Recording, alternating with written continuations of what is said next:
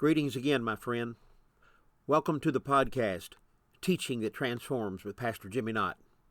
Thanks so much for joining me today. We're continuing our study of the Old Testament character Elijah, the life and times of a fascinating man and fascinating prophet. Let me ask you a question. How many of you have been to military boot camp or basic training? My guess says some of you. That's what we're going to experience when we look at the life of Elijah as we look in chapter 17 of 1 Kings. Boot camp. When we think of boot camp, I think of shaved heads and dog tags and fatigues and push-ups and sit-ups and backpacks. It's at boot camp where a civilian is molded into a soldier. It's a time of transformation. And often it's a very, very painful process. No soldier survives the battlefield by just sitting in a hot tub or maybe ordering room service. This is true for us spiritually. God has a way of preparing us for the challenges of life. Spiritually, we need to be ready for whatever life might bring at us. There's no way, like Elijah, to shine bright for God in a dark world until you've attended boot camp and basic training and maybe even some advanced training. Elijah came on the scene in one of the darkest times in Israel's history. The kingdom had been divided for some 50 years into a northern kingdom made up of two of the tribes, Israel and Judah, and then the southern kingdom made up of 10 tribes. It was a time of open idolatry, unbelievable political corruption, moral decay, and most of God's people were silent. Sounds an awful lot like what's happening in our world today, doesn't it? Then Elijah suddenly explodes on the scene, and he finds himself face to face in the palace of the most powerful man in the northern kingdom, King Ahab, and his equally evil wife from Phoenicia, Jezebel. They were the worst of the worst of the worst. He shows up and has a 25-word message for them. Only 25 words. A powerful, powerful message. And this is what he said to King Ahab. As the Lord, the God of Israel lives, before whom I stand, there shall neither be dew nor rain these years, except by my word. And then he was away. 25 words. Profound words. Words that help us understand how strongly Elijah believed and how convinced he was. What was he convinced of? That his God was real and alive and active in his life, that his God reigned and ruled in all circumstances, and that God had provided for him all the resources that he needed to accomplish whatever it is God was calling him to accomplish. And all of those three can be true in our lives today. Everything about Elijah was true and genuine and real. There was nothing phony about this man. He was who he was. He struggled with all the human emotions just like we do, as James 5:17 said. He was a man just like us. Let me read quickly these verses 2 through 8 in 1 Kings chapter 17. And the word of the Lord came to Elijah. Depart from here and turn eastward and hide yourself by the brook Cherith, which is east of the Jordan. You shall drink from the brook, and I have commanded the ravens to feed you there. So he went and did according to the word of the Lord.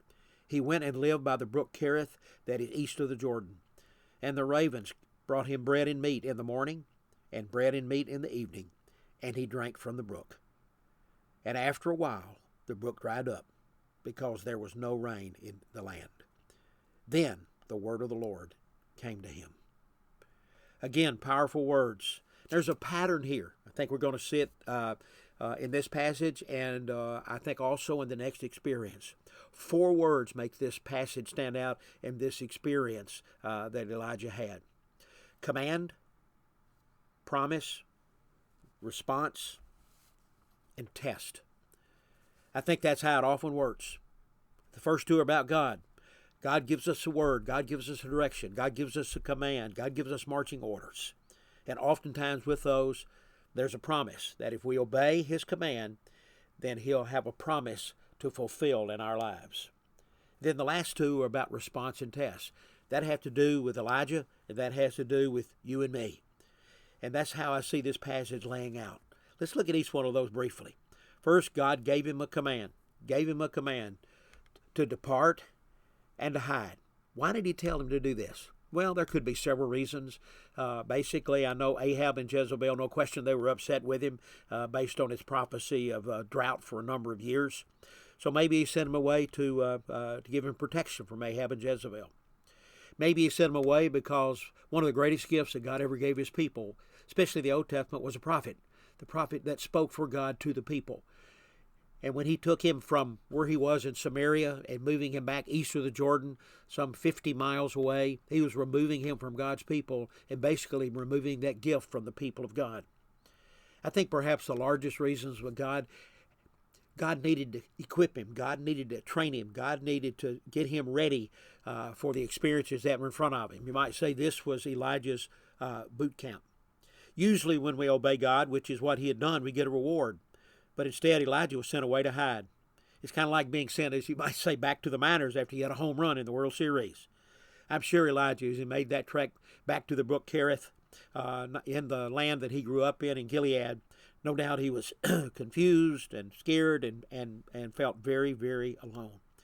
And where did God send him? Turn eastward to the ravine of Kerith, east of the Jordan.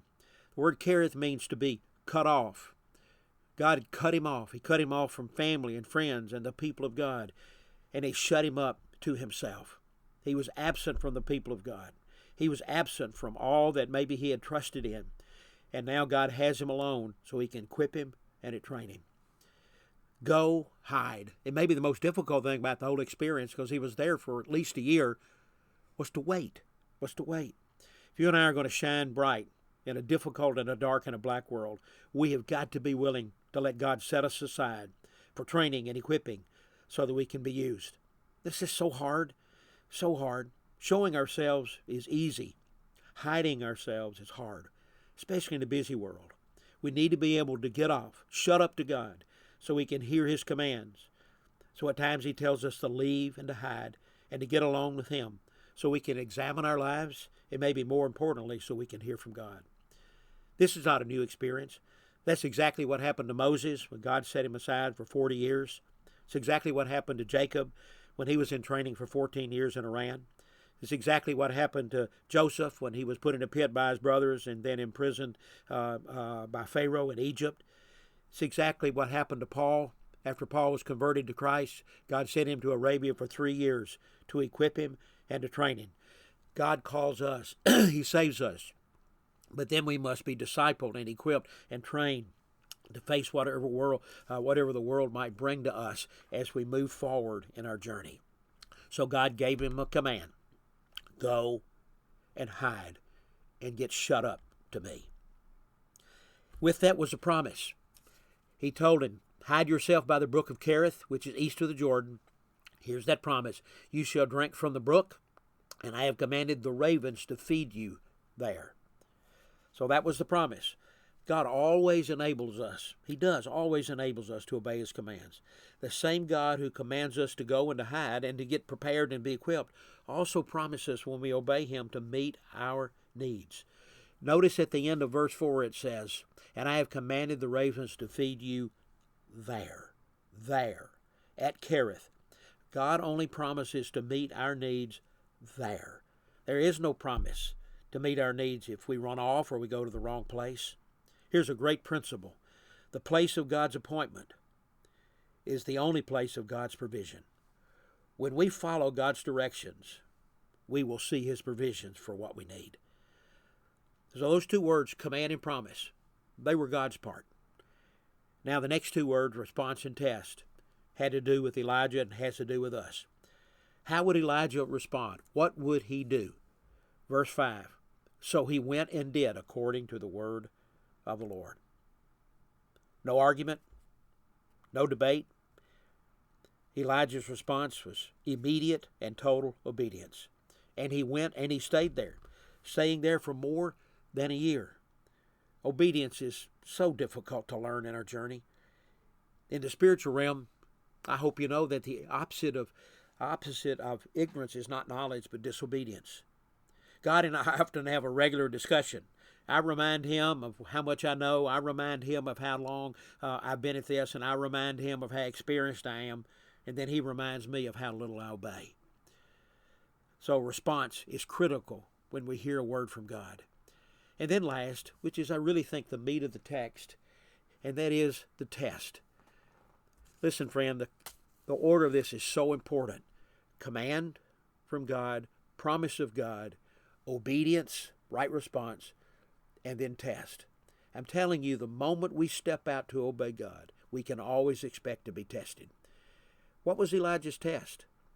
Would Elijah trust God's provision, or would he trust man's provision, the world's provision? You see, God's provision here was really twofold. Naturally, there was water from the brook.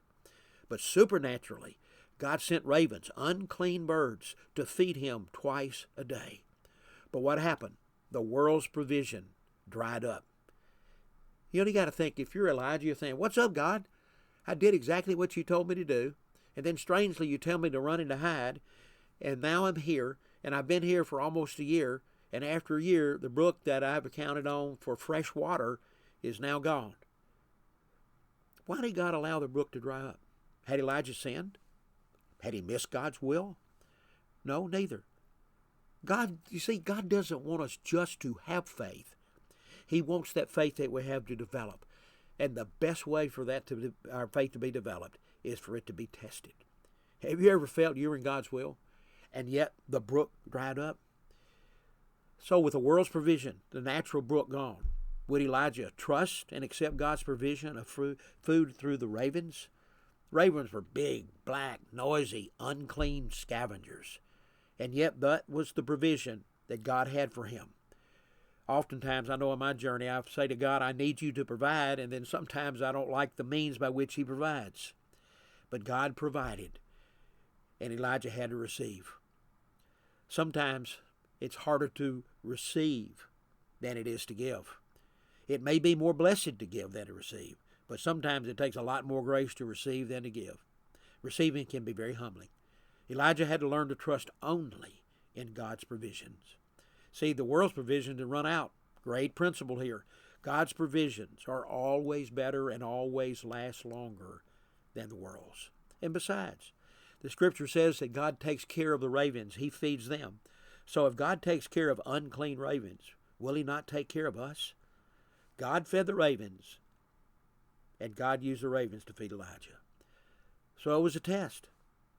Elijah, are you going to trust in the natural brook that the world provides, or are you going to trust in the God of the brook? The brook was dry. Now what?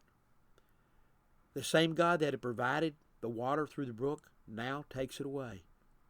Why? Why? Well, I think because boot camp was over. Elijah, after a year, had learned whatever lessons that God had for him to learn. It was God's will for him to come to Kerith. Now it was his will to go. God's will is never static. It's always dynamic. It's always pressing us forward. And notice in verse 7, let me read verses 7 and 8. And after a while, probably about a year, the brook dried up because there was no rain in the land. Then, the word of the Lord came to him. Notice, when God commands and provides, when we obey and pass the test, he will speak to us again. Then the word of the Lord came. We need to obey what we understand before God will reveal more. So when the brook dries up, listen for new instructions. My guess is some of you listening today, you're sitting by a drying brook. Maybe it's financial. Maybe it's relational, your marriage or relationship with the kids. Maybe it's work. Maybe it's vocational. Maybe it's physical, your health. Maybe it's spiritual. I mean, there's so many ways the brook can dry up, and you're asking, Lord, why? Is it possible that God is saying, I'm just answering your prayer? Have you ever prayed, Lord, grow me, mold me, shape me, change me, use me? Of course you have. We all have if we're serious about our relationship with God. And God was answering your prayer. Why did the brook dry up? Because there was no rain. And why was there no rain? Because Elijah prayed that it would not rain until he gave the word for it to rain again. Kerith dried up in answer to Elijah's prayer. Unbelievable. Unbelievable. God puts us through boot camp like Kerith. Just like he did Elijah, he does us to train us and equip us. Bigger tests are ahead. More training is needed. He's got to train us. But God wasn't finished developing his man. He's going to make his way here from Brook Kerith, and he's going to travel some 75 to 100 miles north to Phoenicia, the Sidon area, where, by the way, Queen Jezebel was from, who brought in all of the idolatry into the northern kingdom. He's going to take him there for more training. Our faith in God is so vital and precious that God's going to do whatever he needs to do to grow it, develop it, and to refine it, because he knows larger, stronger, greater, more faith-threatening difficulties and challenges are coming our way. And if we've not strengthened and developed and sharpened our faith, God knows that we'll not be strong when it comes. Elijah, fascinating, fascinating character, just like us. Well, my friend, thanks for listening. Thanks for listening. The truth that transforms. Remember, it only transforms us when we apply it. Blessings, my friend. I'll see you next time.